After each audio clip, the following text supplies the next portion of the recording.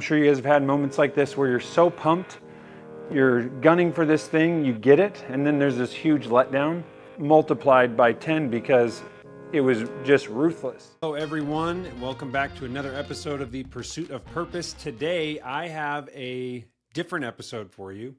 Today is August 18th, 2023. My dad, Terry Kiefer, died after a very, very short battle with pancreatic cancer. And so this episode is, I thought, just a perfect way to honor his legacy, honor what he taught me. And you guys will understand more of that after you hear the episode. But first, I just wanted to say, Terry and Dad, thank you so much for all that you've taught me as a father now of my own kids, and just trying to emulate the love that you poured into me and my siblings. So excited to share these three stories that involve you with the world. And other context for those of you that are listening, this is just my own nervousness, I guess, that I want to put out there, is that I have never, of all the episodes, I think I'm around 90 episodes that I've posted of a podcast, I have never been this nervous to release an episode before. And I think that stems from the stuff that I'm talking about. There's three stories that I share in particular, and they're, I would say, the three worst moments of my life up to this point anyways.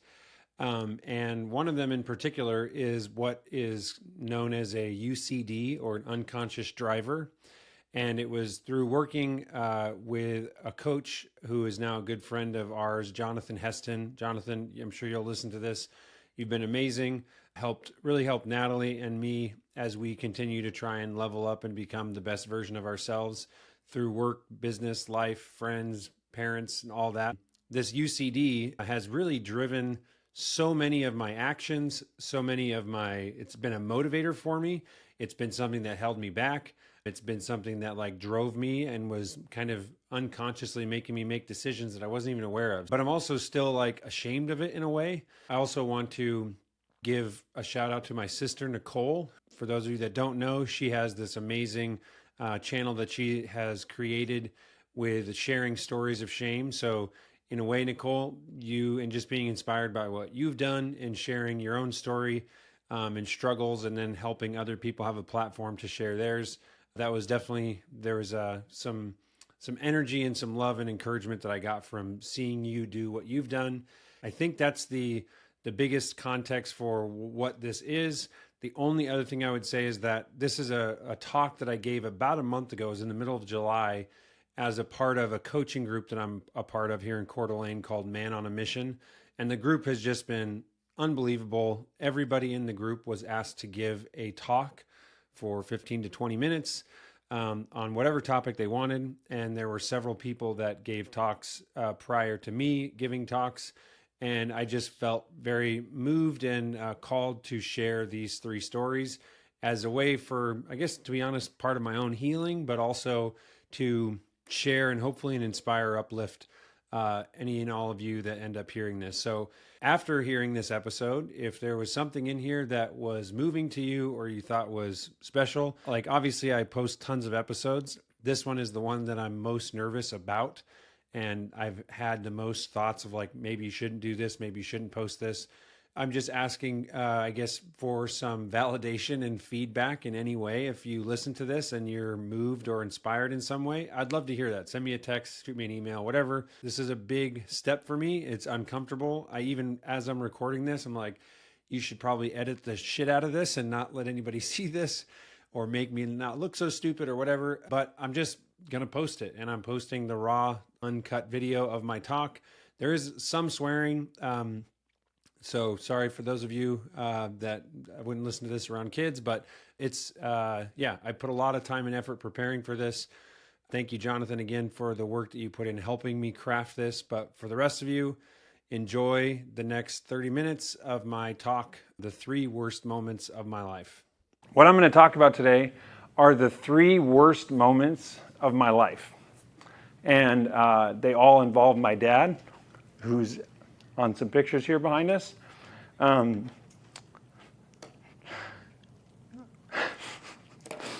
So, first one, in 8th grade, I was on a basketball team.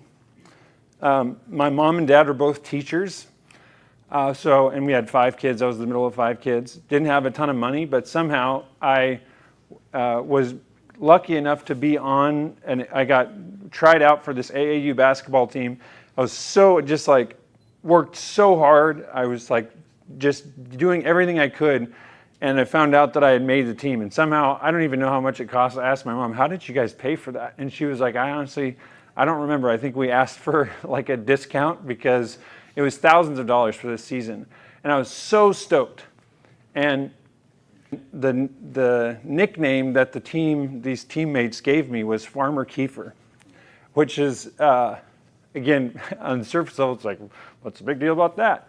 And I just want to pause to say the other voice in my head right now is how silly and stupid it is that a 32-year-old guy is talking about what happened in 8th grade and how these guys were teasing me. Yeah, I'm just insecure about that also. So Farmer Kiefer, it was just this so vicious because the coaches heard this all the time. They didn't know what it meant. And it had evolved over the couple of weeks that I was on this team. And what it meant was that I had a carrot for a penis. I wasn't sexually active like the other guys on the team.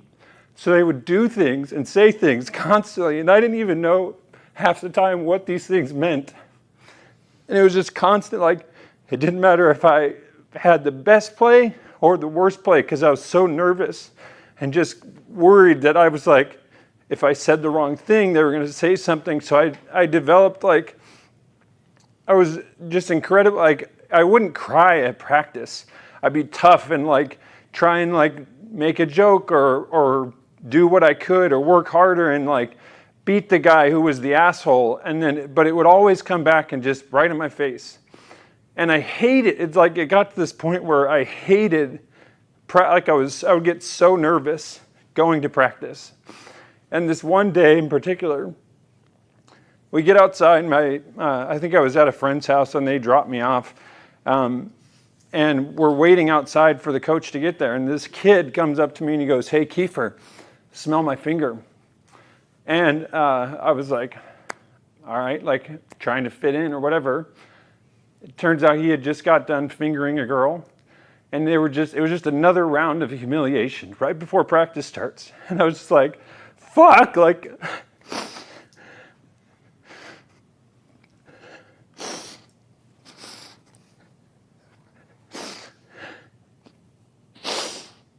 So I finished practice, and I get in the car, and my dad had actually watched this practice because he would come to so much of my stuff. And again, because there's it's a bunch of middle school boys laughing. Nobody knew that there was anyone that was being targeted. And it was literally I was the scapegoat for this entire season. But I get in the car, it's probably halfway through the season, and I just start bawling, break down. I was fucking hate basketball. I'm sick of this shit. I don't want to play. Why did you guys put me on this team? I was just done. And I just remember so vividly. My dad was what is going on? Chris, what happened? And I was just I didn't know how to explain 4 weeks of just teasing and just attacking my manhood, calling me gay, and I didn't like girls and everything. And I was trying so hard to fit in, but it was so obvious, I wasn't in the group. And my dad was my dad was a PE teacher, so he's he played football in college. And a lot of people that met him first of all, he was very quiet, unless he was in his element, which was the gym in his PE class for elementary school kids. And people would walk into the gym and see my dad, and he'd be burpees, just yelling, getting these elementary school kids all excited and stuff. And they were always why is he angry? Why is he so angry? And it was just well, it's Terry Kiefer. He had loud and then yelling. That's just how he talked. But my dad was in general very quiet, never said much. And in this moment, I'm in the car, and he's "Chris, you tell me exactly what those boys said." And so I'm going through telling him like every single detail. And we're just sitting in this parking lot. I'm bawling, sobbing.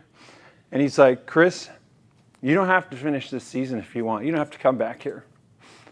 But if you want to know what I think you should do, you should finish out the season. And the next time that someone on the team is bullying you, you fucking punch that guy in the face. Wow. And I was like, still like, okay. And he's like, Chris, I'm not fucking kidding right now. Look at me, Chris. He said, I don't care if that guy is 3 times your size, because he didn't know who the kid was. He said, you stop the drill, you walk up and you give that guy hell. You rip his face off. I don't care if it comes back and he pummels you and you get destroyed. You let him know that fucker's going to have to pick on somebody else. And my dad never cussed. Like, I swear I remember my dad, he'd say like shit sometimes. So he drops F-bomb, not like Eric. When Eric cusses, we're just kind of used to it now. But my dad, I was just like this moment of, holy shit, like, and I know now having kids, like, you just know that fire of like, somebody's picking on my son, and he can't do anything about it. But he gave me permission to stand up, face my fear, and just call it out. Like, this isn't happening, and just own it. And I wish that I could say that, like, that happened and I went in and had this big brawl. I don't even know what happened the rest of the season. I know that I finished and that I did not play on that team again. I wasn't interested in it, and I moved on. But that was the first story. And there's more like stuff that literally to this day, and this is where it's like driving me, everything like getting a Tesla or becoming like going to the gym and working out. And I played ball in college, and like constantly, like I go back and I look up these particular kids like on LinkedIn, like what is this piece of shit doing now? Like I remember going back, and it's funny, like I'm laughing at it, but this is like, it like destroys me. I remember going back after I was like 230 pounds, 30-inch vertical in college, and I went back to this gym that we played middle school basketball at, and I was like, I fucking hope that this kid, I'm not going to say his name, I hope he's here because I want to just dunk on his ass. And it's like, again, okay, haha, funny, but that's literally like, when I walk into a room today, some of the people here, like if someone is more successful, more manly, I'm just like immediately, I either have to become really quiet and blend in and not make a scene because I don't want someone to literally say, oh, you probably don't have a penis, do you? And it's like that's what goes on in my head, is that at a root level, I'm just incredibly insecure that I'm not a man, I don't fit in. And so in high school and college, I ended up adapting, like I'm going to be the class clown and I'm going to deflect and start making jokes and teasing people.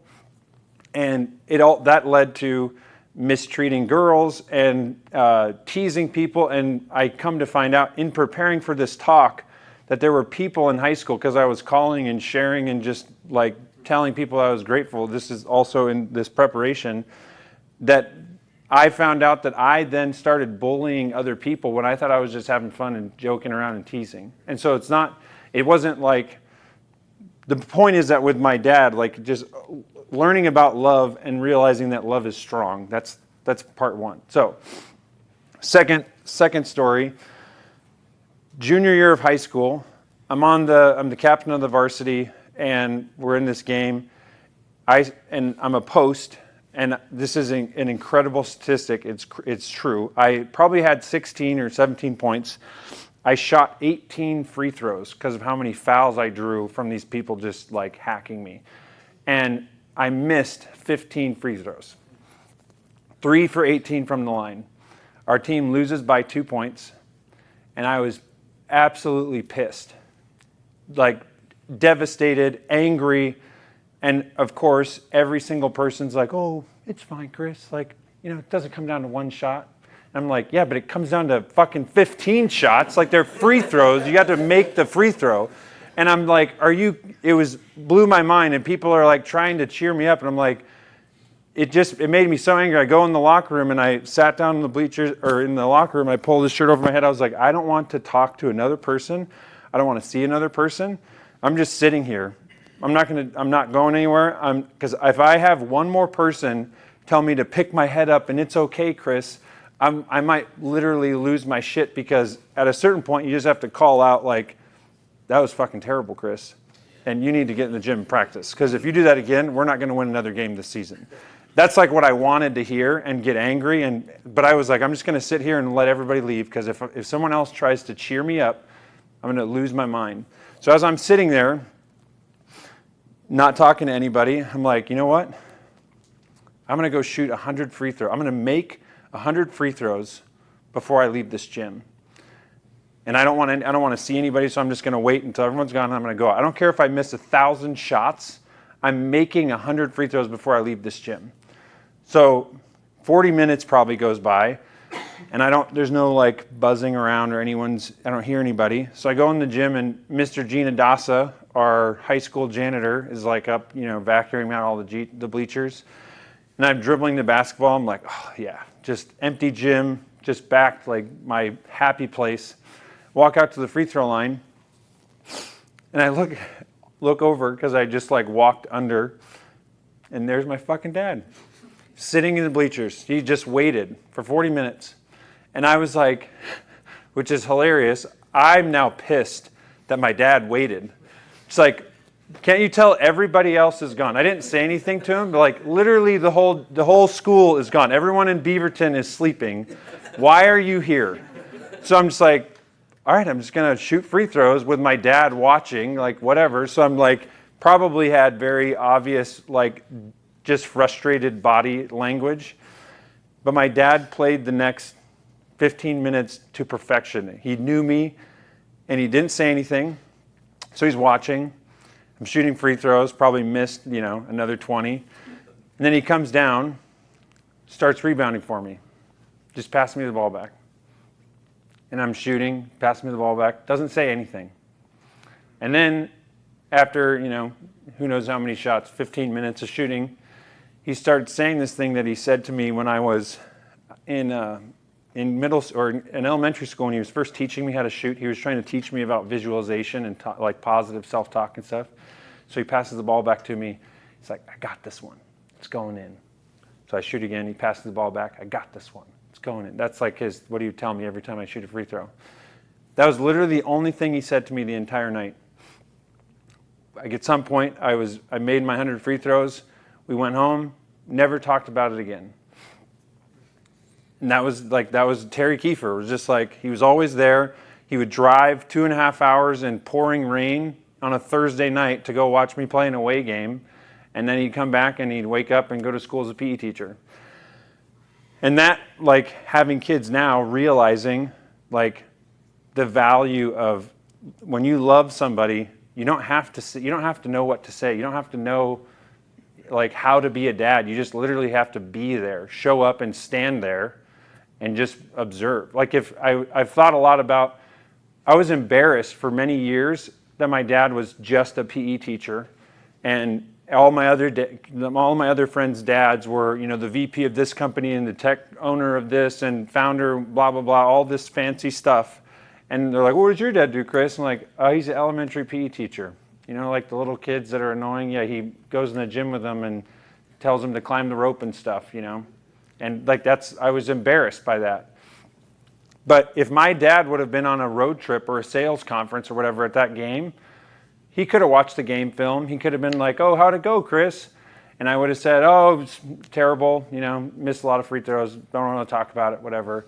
And he would never have known, just like nobody else knew, that I went into the gym. He wouldn't have earned the right to wait me out and wait everybody out to stand there and pass the ball back to me. And that was just like, again, another thing of like, as I've gone through my life, I'm like, worried that I'm not man enough and I have to accomplish and achieve all these things and make more money and have a nicer house and get a bigger yard and get a nicer car. But I'm like, I have to make sure that whatever I end up doing, that I can show up and be there for my kids. The last story. So my dad, one of the things that he would say, he didn't drink a lot, but he'd have a beer every now and then, and he said, Chris, I really hope, or I really look forward to when you turn 21, we can just go out to the bar and get a beer and just talk as men. And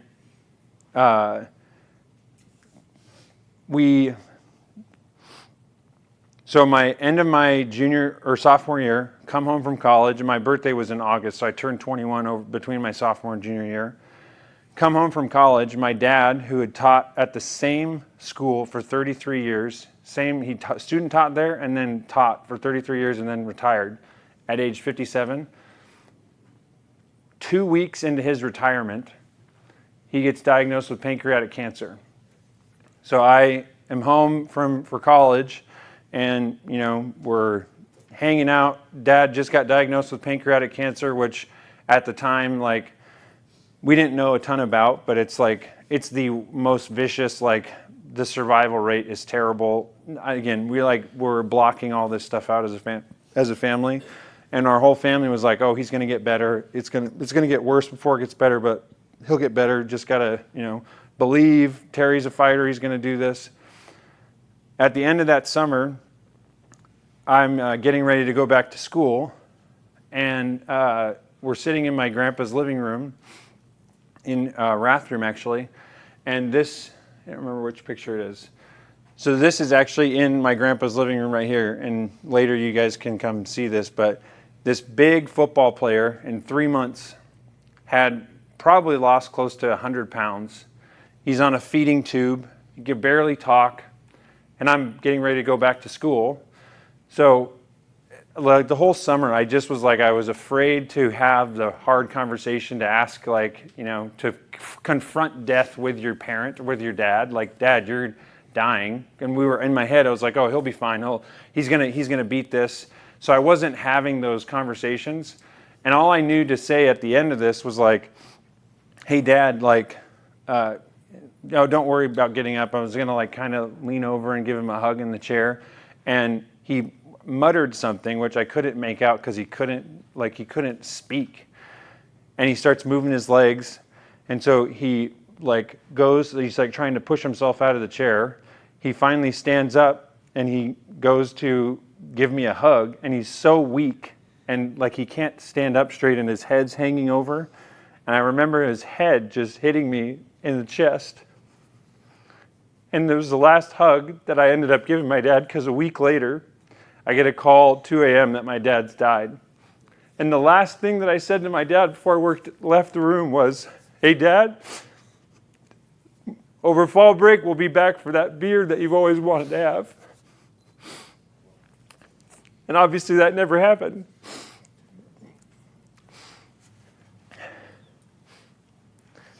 And so these three stories, my dad, good and bad and everything, my dad died when he was 57, like I said. And the questions that I ponder and think about, and this is what I want to leave you guys with, was these three examples of how my dad loved me and set an example of what love is.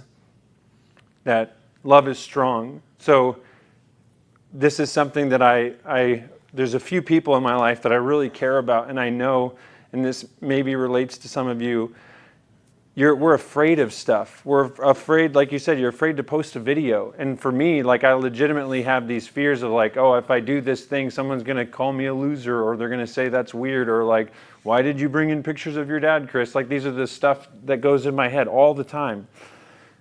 Love is strong. You have to stand up and face your fear. If you're afraid of transitioning out of the job that you have, if you knew that 2 weeks, whenever you retire, if you knew that when you retired you were going to die in 3 months, would you still be doing the job you're doing right now? He died at 57. I wish I would have asked my dad, what do you regret? What are you sad to not be able to see? These conversations that if I would have been strong and asked the thing that I was afraid to ask, because I didn't want to cry in front of my dad, and I didn't want my dad to start crying or make him face his death. But love is strong. The other one, just being present. There's people that you love in your life, like it's your kids, maybe it's some old friends. I've lived this out before. Like as I was preparing this talk, I was like, in order to stand in front of everybody and share what I'm going to share right now, I need to call these people and send these videos to people that I thought about and I think about often, but I just never say anything to them. Like just be present. Like if you can literally go and be with them, that's great. But maybe just send them a video, call them, like take time to give them your presence. And that's love. And then the final one is love doesn't wait. Like if, again, just you can't go through life thinking that I'll do it later. I'll once I retire, then I'll pursue my passion, or once I have enough money, I'll do this thing, or once whatever the head trash is that we all go through. It's like we don't have a lot of time, and like I don't know what was going through my dad's head when he gave me that hug, but because I didn't ask him this, I didn't have those conversations, but it's like he knew this is the last time I'm going to see my boy. And I'm glad that he, even though he was weak, even though he didn't have much energy, his face that he had in the last month of his life, he was always in pain and he didn't want to take painkillers. And I just remember him standing up, and I'm so glad that he did, because I wasn't going to give him a hug for some reason, like I don't know, but I'm like that hug meant more to me than anything else. But this is the other thing that just like stuck with me. And the other thing is like everything I'm sharing probably goes without saying, but none of this was like my dad died and then everything became clear and it was obvious. But my dad, at his funeral, we had to find the biggest Catholic church that we could find in Hillsboro. They said that it seats like 700 people. They think there was between 700 and 1,000 people that were at his funeral. And I just, like, after that, even at his funeral, like, I didn't cry. I was just, like, going through the motions, went back to college, finished out my junior year. But there were multiple moments after that in my career choices. Like, I went and tried being an engineer for 6 months, and I was just like this doesn't, like, I don't want to go to Lockheed Martin and develop missiles and blow people up. Like it was like all self-centered on how I could make the most money and everything. And just thinking about like how many people, this is what I think about, how many funerals have I heard about of people that I knew or crossed paths with? Like it takes a lot of commitment to take time out of your day to go to someone else's funeral. We're so busy. Like there's a lot of people I'm like, oh, that was a good guy. But I don't go to their funeral, like I didn't know him that well. There's 700 to 1,000 people at his funeral. And like I had heard that the difference between being the people that are, this is a Brene Brown quote, but the difference between people that are full of love and belonging and those that aren't is all comes down to worthiness. Do they feel worthy of love and belonging? And my dad never told me like, oh, Chris, you are worthy. You can pursue your dreams. You should do what you love. But he didn't need to. That's like and how many other people did he impact in his PE class? And I've got story after story that I'm not going to go into of just like examples of him going above and beyond for his kids, doing things that like you're not required to do as a PE teacher, but like this little farming town, Banks, Oregon, like the entire town came, and other people that he went to college with and his siblings and just anyone that knew him was at this thing. It just was like, and that multiple times in my life has affected me to being like, I hate engineering. I'm going to just leave. And luckily I've had a wonderful wife who's supported me and been like, yeah, screw that, like quit. I don't know how we're going to make money, but let's do this other thing that you like, Death is such a gift. Like death, if you're not really considering that, you should, because it changes how you do conversations. It changes how you are present. It changes like how you communicate with the world. It changes how you react. It changes how your emotional state is. Putting death in front of you is one of the most valuable resources you can do. And I've also said this many times. There's a little boy and a little girl trapped in every single one of us. These are the people that are holding your worst fears, the worst experiences in your life, and they're also holding your best. And you can either let it trap you and hold you back like so many people do. Remember, 98% of people die without achieving the fullness of their dreams. So many people let those childhood experiences hold them back, but there's some special people that use it as leverage, and it helps them skyrocket. It's like those chips on your shoulder, all that pain, like for you to leverage it and put it into the marketplace where you're now like giving back. Like what a gift, right? That's like rocket fuel. But I love that you've like really understood what's happening inside your body, because I think there's a lot that can resonate with so many people. But your story, bro, like for you not to tell that to countless people, it would be shameful. You should get this out. What a message you have for the world. Like this is what leadership looks like. Thank you for your attention and listening to this episode of The Pursuit of Purpose. Your feedback and comments mean the world to me. If you liked what you heard, please take a second, leave me a 5-star review on iTunes. If you've got suggestions for future episodes or just want to say hi, shoot me an email at chris@chriskiefer.com. Don't forget, I make it a point to include all the links to the books, movies, and resources mentioned on this episode in the show notes. You can see those directly below in the description or on my website, chriskiefer.com. Thanks so much, guys.